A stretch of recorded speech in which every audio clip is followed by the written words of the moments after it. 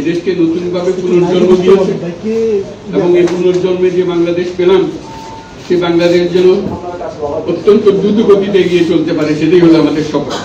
সেটা আমরা রক্ষা করতে চাই, এগিয়ে যেতে চাই। আজকে আবু সাঈদের কথা মনে পড়ছে আমাদের, যে আবু সাঈদের ছবি বাংলাদেশের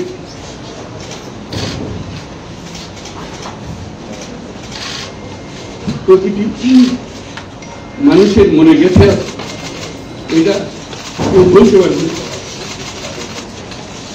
কি অবশ্যই সাহসী যুবক বন্দুকের সামনে দাঁড়িয়ে আছে এবং তারপরে থেকে কোনো যুবক কোনো যুবতী আর হার মানবে সামনে গিয়ে এবং বলছে যত গুলি মারো মারতে পারো আমরা। তো যার কারণে সারা বাংলাদেশ জুড়ে এই আন্দোলন ছড়িয়ে গেছে এবং যার কারণে বাংলাদেশ এই দ্বিতীয়বার স্বাধীনতা অর্জন করবে। এই স্বাধীনতাটা আমাদেরকে রক্ষা করতেই হবে। শুধু রক্ষা করার নয়, এই স্বাধীনতার সুফল প্রতিটি মানুষের ঘরে পৌঁছতে হবে, তা না হলে এই স্বাধীনতার কোনো দাম নেই। এই স্বাধীনতাকে পৌঁছানো হলে আমাদের জগৎ, আমাদের যে প্রতিজ্ঞা যে আমাদেরকে এটা করতে হবে, ঘরে ঘরে পৌঁছাতে হবে। মানুষ যেন জানে যে বাংলাদেশ স্বাধীন হওয়ার অর্থ হলো তার নিজের পরিবর্তন, ব্যক্তির পরিবর্তন, সুযোগের পরিবর্তন, তার ছেলেমেয়ের ভবিষ্যতের পরিবর্তন। এটা যেন প্রত্যেকে বুঝে নেয় এবং আজকে তরুণ সমাজকে বোঝানো যে এই দেশ এটা তোমাদের হাতে, তোমরা এটাকে তোমাদের মনের মতো করে গড়ছো। তোমরা যেভাবে স্বাধীন করতে পেরেছো, তোমরা এটাকে তোমাদের মনের মতো করে গড়তে পারো এবং তোমাদের দেখে সারা দুনিয়া শিখবে কিভাবে একটা দেশ, একটা তরুণ সমাজ গ্রহণ করতে পারে এবং তাকে পাল্টা করতে পারে। তাদেরকে আমি বারে বারে এমনি উপদেশ দিই যে পুরোনোদের বাদ যাও, তাদের এই পুরোনো চিন্তা দিয়ে এটা মুক্তি আমাদের হবে না। কেন সারা দুনিয়া বুঝে শুধু বাংলাদেশের কথা নেই, সারা দুনিয়া বুঝে কথা বলছি। তোমাদের মধ্যে যে শক্তি আছে, যে ক্রিয়েটিভিটি আছে, সৃজনশীলতা আছে, সেই সৃজনশীলতাকে কাজে লাগাতে হবে। এটা বই খাতাতে লেখার জিনিস না, এটাকে প্রকাশ করার জিনিস, স্থাপন করার জিনিস, এটা করা। এটা আমরা এই আজকে আমাদের কাজটা হলো, দায়িত্বটা হলো তারা যেটা অর্জন করে নিয়ে এসছে, এখন তাদেরকে দিয়ে এটাকে করিয়ে দেওয়া। আমাদের সমস্ত কাঠামো তুলে পরিষ্কার করে সরকার বলে একটা জিনিস আছে, কিন্তু মানুষের কোনো আস্থা নেই। মানুষ মনে করে সরকার একটা দমন পীড়নের একটা যন্ত্র, যেখানে সুযোগ পায় তার একটা কষ্ট দেওয়া, নিয়ে দেওয়া, যে সকল স্তরে। এটা হলো তার থেকে কেমন ভাবে সামাল দিতে হবে তাকে, এটা ভয়ের একটা জিনিস, তাকে সামাল দিয়ে দেওয়া। এটা হলো সরকার।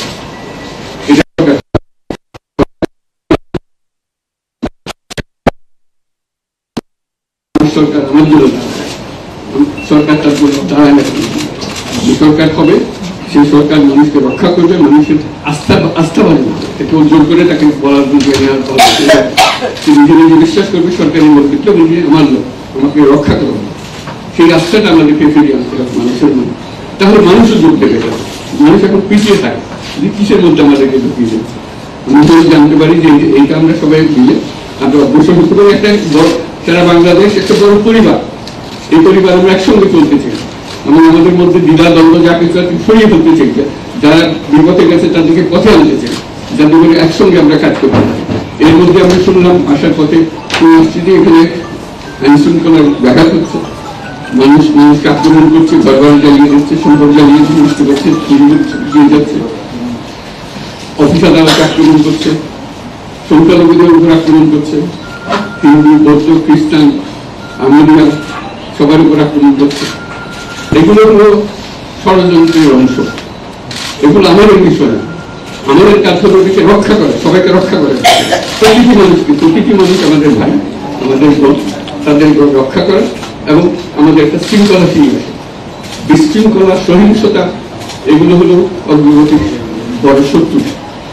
আমাদের যে যাত্রা শুরু হলো সেই যাত্রার শত্রু, এই শত্রুকে যাতে রোধ করা যায়, তাদেরকে বুঝিয়ে শুনিয়ে হোক, তাদেরকে আইন শৃঙ্খলার হাতে দিয়ে হোক, এটা বোঝাতে হবে। তাকে মেরে দেবে এটা ঠিক না।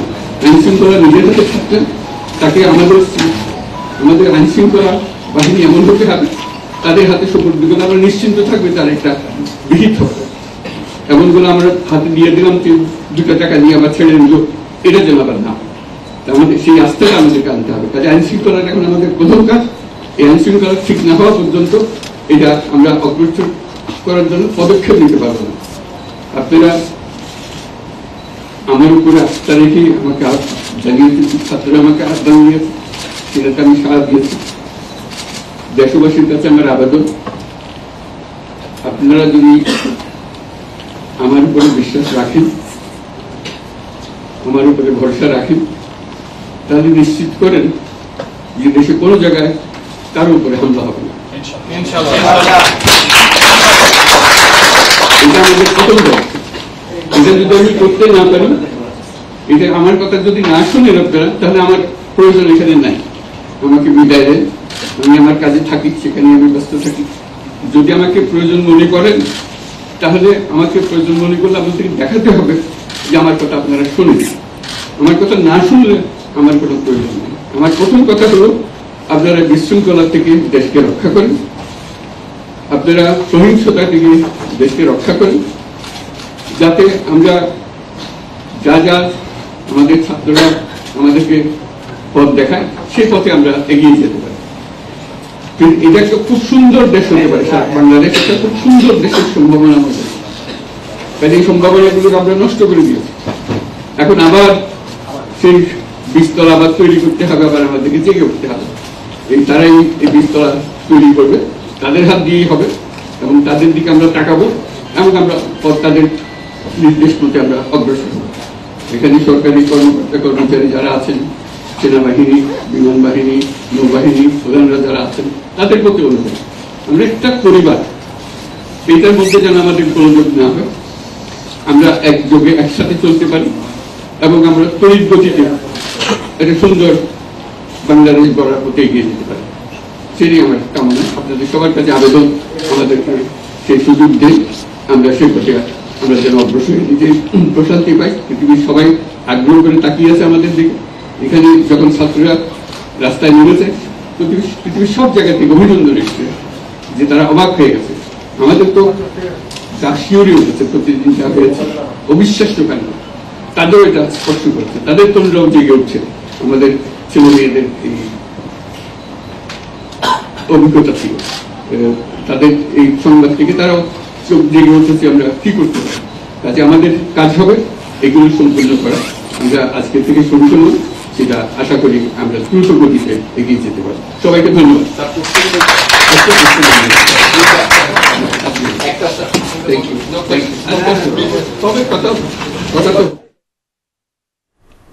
बांग्लादेश उबूरी हुकूमत के सरबराह डॉक्टर मोहम्मद यूनुस ढाका में मीडिया से गुफ्तगू कर रहे थे। उनका कहना था कि ढाका पहुंचकर खुशी महसूस कर रहा हूं, तलबा ने बांग्लादेश को बचाया है, मुल्क को माशी मुश्किलात से निकालेंगे, हमने मुल्क के अमन व इस्तेहकाम के लिए काम करना है।